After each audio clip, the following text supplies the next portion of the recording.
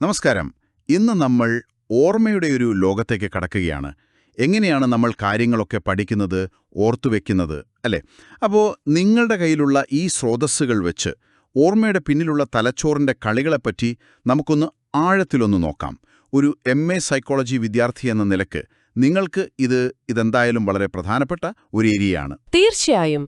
ഓർമ്മ അത് തലച്ചോറിൽ എങ്ങനെയാണ് ഉണ്ടാകുന്നത്, എവിടെയാണ് അതൊക്കെ സൂക്ഷിച്ചു വെക്കുന്നത്, ഇതൊക്കെ മനസ്സിലാക്കുന്നത് ശരിക്കും പറഞ്ഞാൽ കോഗ്നിറ്റീവ് സൈക്കോളജിയുടെ ഒരു അടിസ്ഥാനം തന്നെയാണ്. ഇതിൽ ഒരുപാട് പഠനങ്ങളുണ്ട്. അതിലേറ്റവും ഫേമസ് ആയ ഒന്നാണ് ഈ HM എന്ന രോഗിയുടെ കേസ് സ്റ്റഡി. HM കേസ് വളരെ നിർണായകമായിരുന്നു.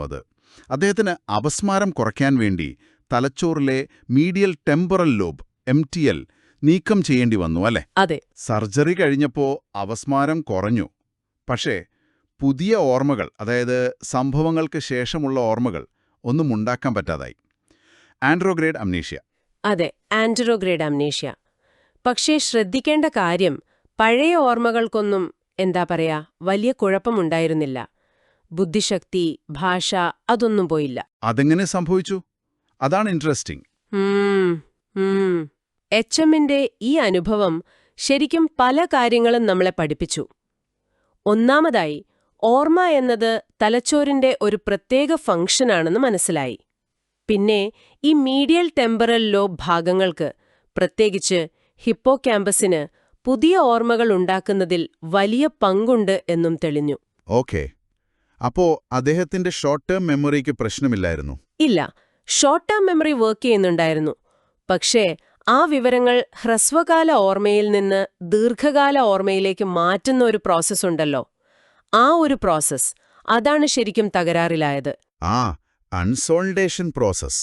അപ്പോ ഈ മീഡിയൽ ടെമ്പറൽ ലോബില് ഹിപ്പോകാമ്പസ് തന്നെയാണോ ഇതിന്റെ മെയിൻ ആള്? പറയാം, ഹിപ്പോകാമ്പസും അതിനു ചുറ്റുമുള്ള ചില കോർട്ടെക്സ് ഭാഗങ്ങളും, അതായത് പാരാഹിപ്പോകാമ്പൽ, പെരിറിനൽ കോർട്ടെക്സ് ഒക്കെ. ഇവയെല്ലാം പുതിയ ഓർമ്മകൾ രൂപീകരിക്കുന്നതില്, പിന്നെ അതിനെ ഉറപ്പിക്കുന്നതില്, അതായത് കൺസോളിഡേറ്റ് ചെയ്യുന്നതില് ഒരു പ്രധാന പങ്ക് വഹിക്കുന്നുണ്ട്. കൺസോളിഡേഷൻ, ഓർമ്മയെ ഉറപ്പിക്കുക. അതെ, ദുർബലമായിട്ടുള്ള പുതിയ ഓർമ്മകൾക്കൊരു സ്ഥിരത കൊടുക്കുന്ന പ്രക്രിയ. ഓഹോ, അപ്പോ ഈ ഹിപ്പോകാമ്പസ് ഒരു ഹാർഡ് ഡിസ്ക് പോലെയാണോ? എല്ലാ ഓർമ്മകളും അവിടെയാണോ സ്റ്റോർ ചെയ്യുന്നത്? അല്ലല്ല, അതൊരു കോമൺ തെറ്റിദ്ധാരണയാണ്. ഹിപ്പോകാമ്പസ് ശരിക്കും ഓർമ്മകളുടെ ഒരു പെർമനന്റ് സ്റ്റോറേജ് സ്ഥലമല്ല. ആണോ? അല്ല, അതൊരു താൽക്കാലിക ഹബ്ബ് പോലെയാണ്.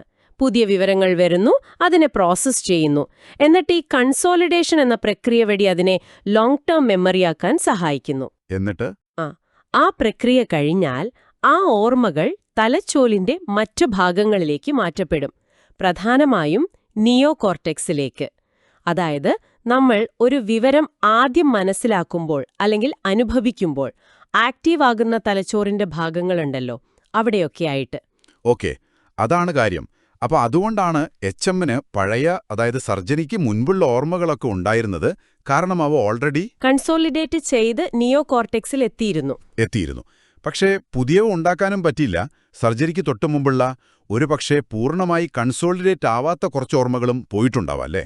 അതെ, അതാണ് റീട്രോഗ്രേഡ് അംനേസിയ. അതെ, ചെറിയ തോതിലുള്ള റീട്രോഗ്രേഡ് അംനീഷ്യയും അദ്ദേഹത്തിനുണ്ടായിരുന്നു. ഈ ഹിപ്പോകാമ്പസ് നിയോ കോർട്ടെക്സ് കണക്ഷൻ അല്ലാതെ ഓർമ്മയെ ബാധിക്കുന്ന വേറെ വഴികളോ ഭാഗങ്ങളോ ഉണ്ടോ തലച്ചോറിൽ?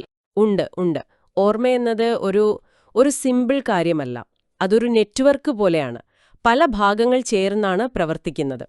മീഡിയൽ ടെമ്പറൽ ലോബ് കൂടാതെ ഡയൻസെഫലോൺ എന്ന ഭാഗം, അതും ഓർമ്മയ്ക്ക് പ്രധാനപ്പെട്ടതാണ്. ഡയൻസെഫലോൺ? അതെ. ഉദാഹരണത്തിന് ഈ കോർസക്കോഫ് സിൻഡ്രോം കേട്ടിട്ടില്ലേ? സാധാരണ തയമിൻ കുറവ് കാരണം, പ്രത്യേകിച്ച് മദ്യപിക്കുന്നവരിൽ വരാറുണ്ട്. അത് ഡയൻസെഫലോണിനെയാണ് ബാധിക്കുന്നത്. അതും ഇതുപോലെ കടുത്ത ഓർമ്മക്കുറവ് ഉണ്ടാക്കും. HMന് സമാനമായ പ്രശ്നങ്ങൾ. ഓ, ശരി. അതുപോലെ ടെമ്പറൽ ലോബിന്റെ മറ്റു ഭാഗങ്ങൾ, അതായത് ആന്റീരിയർ ലാറ്ററൽ ഭാഗങ്ങൾ, അവിടെ തകരാറ് വന്നാലും ഓർമ്മ പ്രശ്നങ്ങൾ വരാം. പ്രത്യേകിച്ച് പഴയ ഓർമ്മകൾ നഷ്ടപ്പെടുന്ന റെട്രോഗ്രേഡ് അംനീഷ്യ കുറച്ചുകൂടി ശക്തമായി കാണുന്നത് അത്തരം കേസുകളിലാണ്. അപ്പോ ഇതെല്ലാം കാണിക്കുന്നത് എന്താണെന്ന് വെച്ചാൽ, ഓർമ്മ എന്നത് തലച്ചോറിൽ ഒരു സ്ഥലത്ത് മാത്രമായി ഒതുങ്ങുന്നില്ല. അതൊരു ഡിസ്ട്രിബ്യൂട്ടഡ് നെറ്റ്വർക്കാണ്. മനസ്സിലായി. ഈ വിവരങ്ങളൊക്കെ ഒരു സൈക്കോളജി വിദ്യാർത്ഥി എന്ന നിലയ്ക്ക് നിങ്ങൾക്ക് ഇത് പഠിക്കുന്നതിന്റെ ഒരു പ്രാധാന്യം എന്താണ്? എങ്ങനെയാണിത് ഹെൽപ്പ് ചെയ്യുക? ഇത് വളരെ അടിസ്ഥാനപരമായ അറിവാണ്. കോഗ്നിറ്റീവ് സൈക്കോളജി, ന്യൂറോ സൈക്കോളജി ഇതിന്റെയൊക്കെ ബേസാണ്.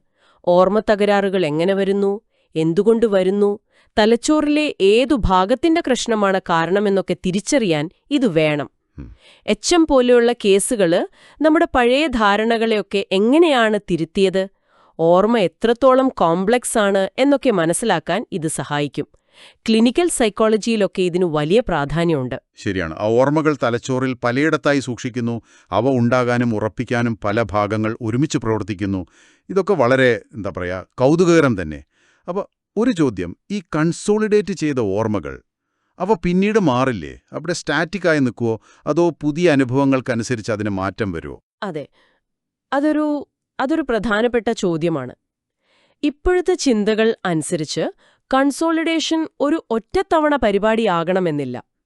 ഒരുപക്ഷെ നമ്മളൊരു പഴയ ഓർമ്മയെ വീണ്ടും ഓർത്തെടുക്കുമ്പോൾ അത് വീണ്ടും ഒരു താൽക്കാലിക അവസ്ഥയിലേക്ക് വരികയും പുതിയ വിവരങ്ങളുടെ വെളിച്ചത്തിൽ ചെറുതായിട്ട് മാറുകയും റീകൺസോളിഡേഷൻ അല്ലെങ്കിൽ കൂടുതൽ ബലപ്പെടുകയോ ഒക്കെ ചെയ്യുന്നുണ്ടാവാം.